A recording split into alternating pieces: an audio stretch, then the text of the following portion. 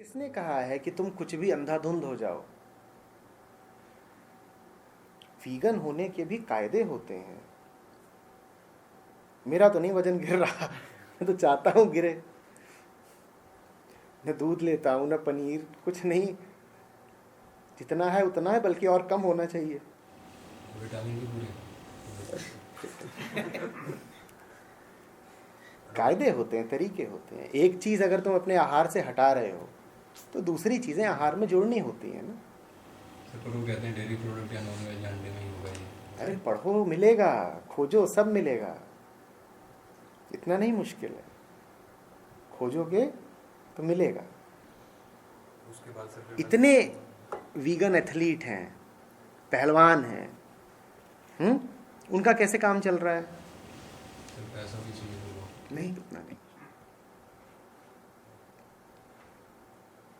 हाँ, ये जरूर है कि तुम्हें ऐसे खाद्य पदार्थों की ओर मुड़ना पड़ेगा जिनकी अभी तक तुम्हें आदत ना हो, और तुम्हें हो सकता है नीरस, बेस्वाद भी लगे। हाँ बिल्कुल, नींद भी कम हो जाती है। वो होगा। अब देखो, वो तो बचपन से ही आदमी दूध की खुराक पे पलता है। अचानक से जब दूध और दूध से संबंधित चीज़ें खुराक से निकलती हैं तो शरीर पर उसका असर तो पड़ता ही है। बुरा असर नहीं, अच्छा ही पड़ता है। लेकिन आप किसी की भी लत तोड़ोगे तो वो विरोध करता है। तो शरीर भी शुरू में थोड़ा विरोध करता है। जो तुम्हारे साथ हो रहा है वास्तव में मेरे साथ भी हुआ था। मेरा तो आरबीसी काउंट ही गिर गया था, आज से 2-3 साल पहले की बात है। पर वो इसलिए नहीं था कि दूध आवश्यक है, वो इसलिए था क्योंकि मैंने लापरवाही करी थी।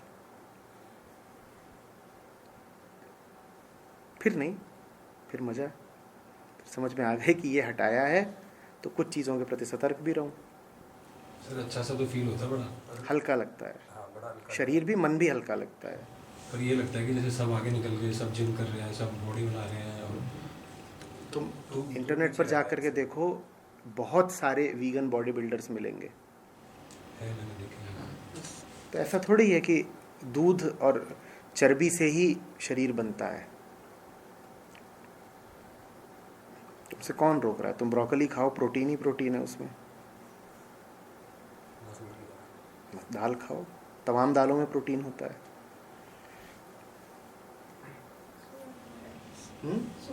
सोया प्रोडक्ट्स होते हैं, पूरी सूची है। और सब कुछ महंगा नहीं है, कुछ कुछ चीज़ें हैं महंगी भी, सब कुछ महंगा भी नहीं है, तलाशना पड़ेगा। सर एक तो नींद उड़ जाती है सर। हाँ, नींद उड़ नहीं जाती, नींद सम्यक हो जाती है। जो आदमी बहुत खाता है उसके लिए आवश्यक हो जाता है 8 घंटे सोना। तुमने देखा होगा कि जिस दिन तुम बहुत खा लो उस दिन तत्काल नींद आने लगती है। जो सात्विक और हल्का भोजन कर रहा है उसको नींद अपने आप कम आती है। 5 घंटे 6 घंटे पर्याप्त होता है। ये अच्छी बात है ना भाई। सर उससे दिमाग चलता है बहुत ज़्यादा, मतलब पागल होने को ज़्यादा नहीं, क्या करूँ क्या ना करूँ। नहीं, ऐसा नहीं। नींद आ गई तो पढ़ के सो गए सब। नहीं, तो फिर उसका संबंध तुम्हारे आहार से नहीं है, उसका संबंध फिर तुम्हारी चर्या से है, जीवन से है। जीवन से है कि जिंदगी में क्या चीजें चल रही हैं, कैसी चीजें चल रही हैं।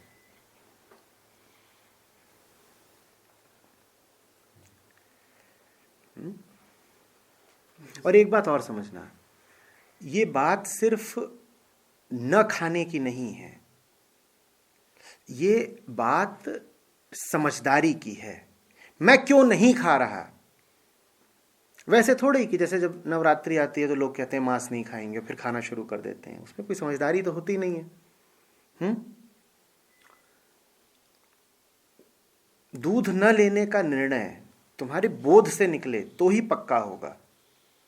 नहीं तो कुछ दिनों तक तुम अपने आप को घसीटोगे, फिर गिर जाओगे, फिर हिम्मत जवाब दे जाएगी। मैंने दोनों तरह के लोग देखे हैं। ऐसे भी जो उत्साह में जल्दी जल्दी फैसला ले लेते हैं कि ये छोड़ देंगे वो छोड़ देंगे, वो 2 ही महीने में फिर वापस उनका सारा उत्साह, सारा संकल्प क्षीण।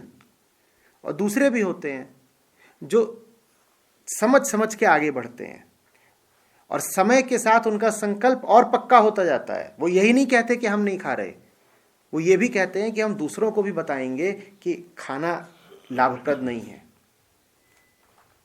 दोनों तरह के लोग होते हैं। जल्दबाजी में कुछ मत करो। ये कोई फैशन की बात नहीं है, ये जिंदगी की बात है, ये आत्मा की बात है। नहीं तो तुम्हारे मन में शिकायतें ही शिकायतें उठाएंगी कि मैंने तो अच्छा काम किया और नतीजा बुरा मिला। ऐसे नहीं करते। समझ समझ के आगे बढ़ो। मैं ये भी नहीं कह रहा हूं कि तुम हड़बड़ी में खाना पीना छोड़ दो। तुम्हें जब तक भीतर से गहरी आश्वस्ति नहीं आ रही तब तक तुम धीरे धीरे कदम बढ़ाओ। नहीं कहा जा रहा तुम्हें कि एक झटके में ही सब छोड़ दो। तुम 1 महीने 4 महीने का समय ले लो। पढ़ो, समझो कि जो कहा जा रहा है उसके पीछे कारण क्या है, और कारण तुम्हें जचे, तुम्हारा मन खुद राजी हो। मन कहे नहीं, बात बिल्कुल ठीक है, हम नहीं शोषण करना चाहते, हम नहीं किसी का हक मारना चाहते, तब फिर तुम छोड़ो। तो उस छोड़ने में एक जान होती है, वो छोड़ना टिका रहता है। नहीं तो फिर तो आदमी देखा देखी में या फैशन की तरह छोड़ छाड़ देता है। वो 2-4 महीने छोड़ा, फिर ढाक के 3 पात। और तीव्रता से वो आता है। हाँ सर मैंने उसके बाद कभी नॉनवेज नहीं खाया था। नॉनवेज भी खाया, मटन खाया B12 के लिए, और देसी अंडे। अब दोबारा से गिलानी सी महसूस हुई तो होगी। वीगन लोगों में B12 की कमी अक्सर पाई जाती है। उसके लिए भी आहार भी होते हैं जिनसे B12 मिलता है, और अगर वो आहार किसी वजह से तुम्हें उपलब्ध ना हो रहे हो तो सप्लीमेंट्स होते हैं। मटन खाने की तो आवश्यकता नहीं है। ये तो ऐसी सी बात है कि गाय का दूध नहीं पिएंगे लेकिन उसका मांस खाएंगे, या कि एक दिन वो था जब कह रहे थे कि दूध भी नहीं लेंगे उसका, और फिर पलट करके एक ऐसे दिन पे आ गई कहे कि दूध छोड़ो, इसका मांस भी चाहिए। ये तो अति कर दी।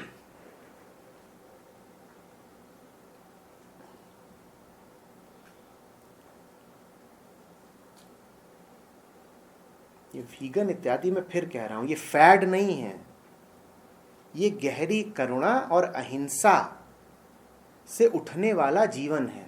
और अगर तुम्हारे भीतर वो करुणा और अहिंसा है नहीं, और तुम कोशिश करोगे शाकाहारी होने की या दूध छोड़ने की, तो तुम्हारा जो संकल्प है वो बस कुछ दिन का होगा।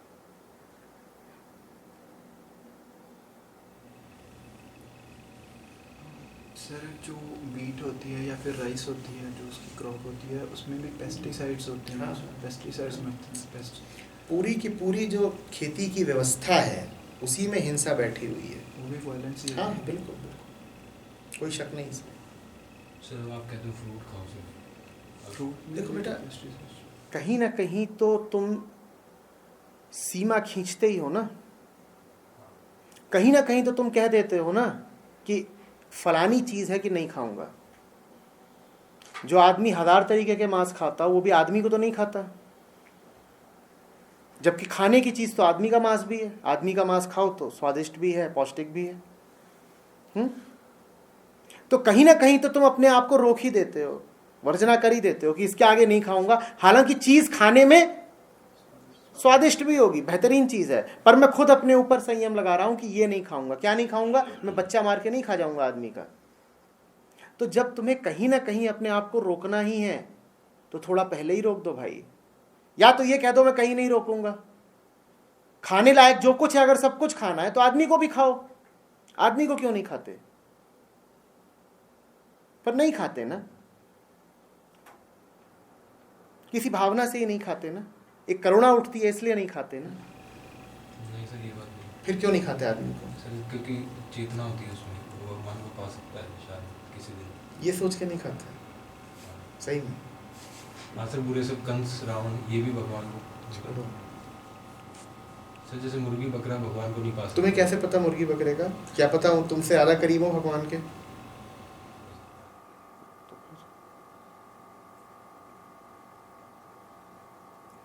भगवान से दूर तो सब पापी होते हैं। मुर्गी बकरे को पाप करते देखा है? पाप कौन करता है?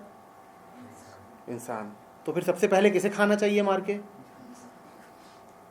अगर तुम्हारा यही क्राइटेरिया है कि जो इंसान कि जो भगवान के पास है उसको नहीं मारूंगा, तो फिर तो तुम्हें सबसे पहले छोड़ना चाहिए मुर्गी बकरे को, क्योंकि वो बहुत पास है, उनको पाप करते किसी ने नहीं देखा, न उनमें हिंसा है, न प्रतिस्पर्धा है, न बलात्कार करते हैं, न षड्यंत्र करते हैं, न किसी की दौलत चुरा के बैठते हैं, न किसी का खून पीते हैं।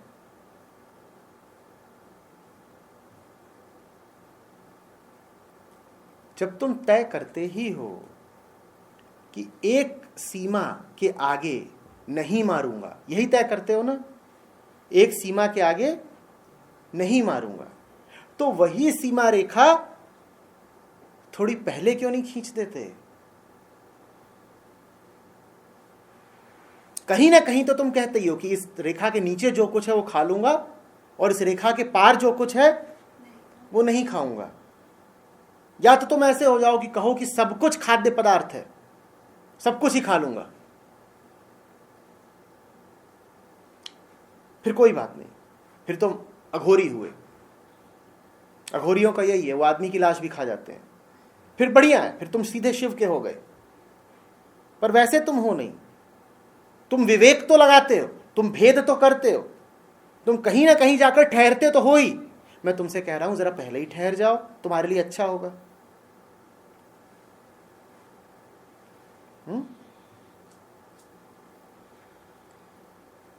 विवेक के कारण ही ठहरते हो ना, करुणा के कारण ही ठहरते हो ना, प्रेम के कारण ही तो ठहरते हो,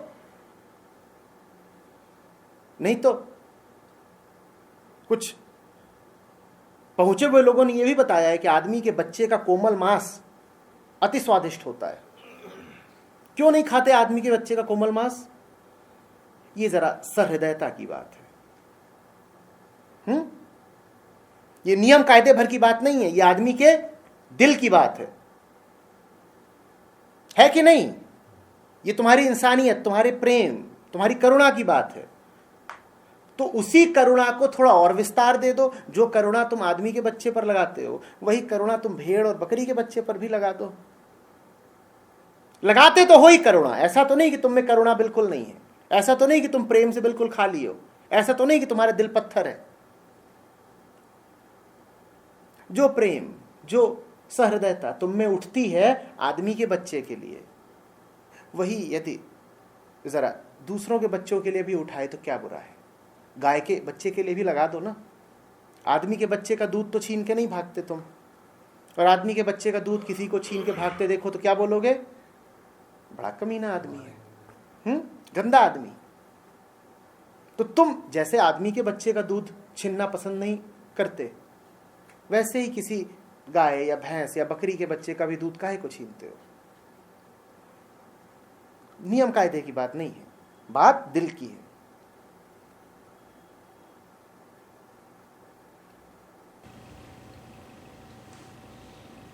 और जो सब दवाइयाँ खाते हैं विटामिन की, इनमें भी होता है। इसीलिए अब दवाइयाँ आने लगी हैं जिनमें ये भी अंकित रहता है कि क्या ये दवाई किसी पशु पर प्रयोग करके आई है, क्या इसकी रिसर्च के दौरान खरगोशों इत्यादि पर अत्याचार हुए, गिनी पिग बनाया किसी को। अब ये सब भी बातें हो रही हैं, अब इतनी जागरूकता भी आ रही है कि हम वो दवाई इस्तेमाल नहीं करेंगे जिसको बनाने के लिए पशुओं का शोषण हुआ और उनके साथ बड़ा निर्मम काम हुआ। तो वो सब भी होने लगा। लोग मांग कर रहे हैं कि हम यूं ही कोई दवाई नहीं ले लेंगे, पहले बताओ ये दवाई कैसे आई, क्या इसका परीक्षण पहले तुमने बेचारे खरगोशों पे किया था? नहीं, पशु का ही मटेरियल दवाई में डाल। हाँ बिल्कुल, वो भी अब आने लगा है अंकित होकर के, सब कुछ। और धीरे धीरे जैसे ज़माना बढ़ेगा ये तक आने लग जाएगा, उदाहरण के लिए, कि इस दवाई का कार्बन फुटप्रिंट कितना है, इस दवाई को बनाने की प्रक्रिया में तुमने कार्बन डाइऑक्साइड कितनी वातावरण में घोल दी, तुम्हें ये सब भी बताया जाएगा ताकि तुम एक उचित निर्णय ले सको कि ये चीज़ खानी है या नहीं खानी है। क्योंकि कोई चीज़ दिखने में बहुत स्वादिष्ट हो सकती है पर उसको बनाने की प्रक्रिया ऐसी है कि बहुत सारा कार्बन उत्सर्जित हो रहा है वातावरण में, वो चीज़ तुम्हें नहीं खानी चाहिए। ये सारे प्रपोजल्स हवा में हैं और जल्दी ही ये कार्यान्वित भी होंगे। उदाहरण के लिए तुम फ्लाइट ले रहे होगे, तुम्हें बताया जाएगा कि तुम जो यहाँ से वहाँ जा रहे हो, तुम्हारे जाने के कारण कितना कार्बन वातावरण में घुल जाएगा। तुम होटल का एक कमरा ले रहे होगे, वहाँ तुम्हें साथ में बताना पड़ेगा होटल वाले को कि आप जो कमरा ले रहे हो उसकी जो कूलिंग हो रही है, उसकी जो सफाई हुई है, उसका जो निर्माण हुआ है, उस पूरी चीज़ का कार्बन फुटप्रिंट कितना है। धीरे धीरे तुम देखोगे आने वाले 10 सालों 20 सालों में कि ये सब बातें हो रही हैं ताकि तुम एक सही निर्णय ले सको। पहाड़ों पर अगर कोई होटल बना रहा है जंगल काट के, तो उसको ये घोषणा करनी पड़ेगी कि इस होटल के निर्माण के लिए इतने पेड़ कटे थे, ताकि तुम्हें पता हो कि ये होटल ठीक नहीं है।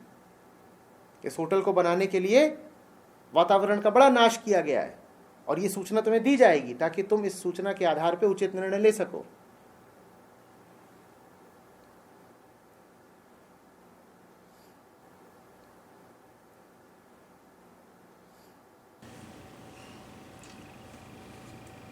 आचार्य जी, कोई भी नशा जो से करता है, मतलब मैं ही करता हूँ, तो उसको कुछ दिन छोड़ पाता हूँ, फिर ललक ऐसे उठती है कि जितने दिन छोड़ा होता है ना वो सारा कर लेता हूँ और फिर गिलानी। वो वैसी ही बात है जैसी कि दूध छोड़ना, ऊपर ऊपर से छोड़ रहे हो।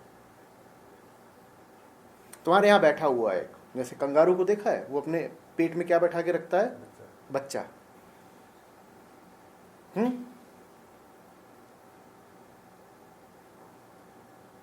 कंगारू ने अपने हाथों में जो पत्तियां और शाखें पकड़ रखी थी वो तो छोड़ दी शाखाएं, लेकिन अभी वहां कोई बैठा हुआ है जो पकड़ के बैठा हुआ है। तुम्हारे छोड़ने भर से नहीं होगा ना, तुम्हारे भीतर कोई है जो पकड़े हुए है। या तो उस भीतर वाले को छोड़ दो, या उस भीतर वाले को सिखा दो कि पकड़ना नहीं है। तुम बाहर बाहर से छोड़ते हो, भीतर तुम्हारे कोई बैठा है जो पकड़ने के लिए एकदम आतुर है, तो मामला फंसता है। फिर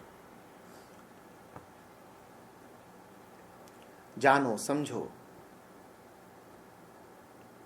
उसके बाद जो छूटता है सो छूटता है, जो जीवन में नया प्रवेश करता है वो प्रवेश करता है।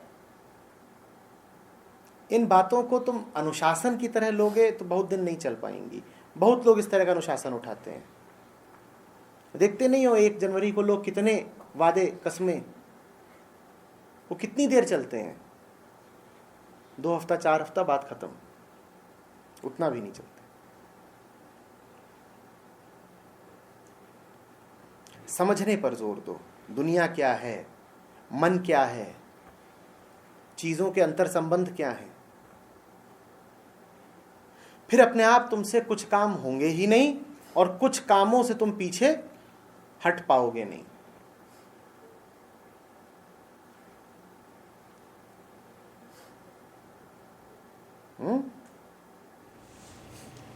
सर मतलब मेरे को कुछ ऐसा बता दो कि मुझे नशे से ज़्यादा मज़ा किसी और काम में आ जाए तो अपने आप छूट जाएगा, मुझे ऐसा लगता है। इसीलिए तो तुम कह रहे हो ना, बता दो।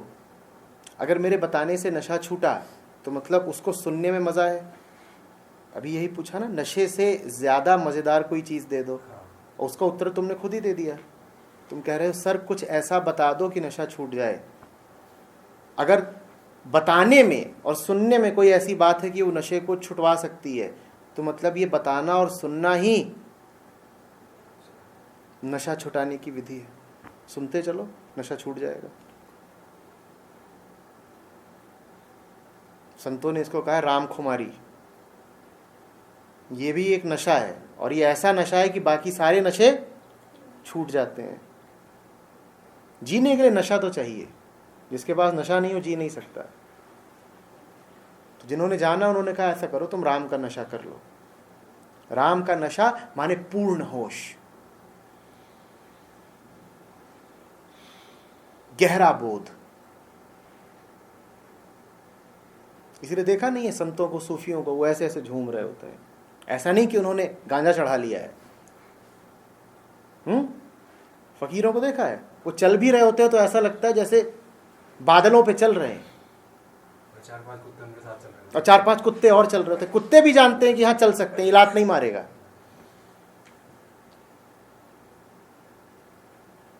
वो चल ऐसे रहा है जैसे आसमान में तैर रहा हो, अपनी धुन उसकी, नशा है।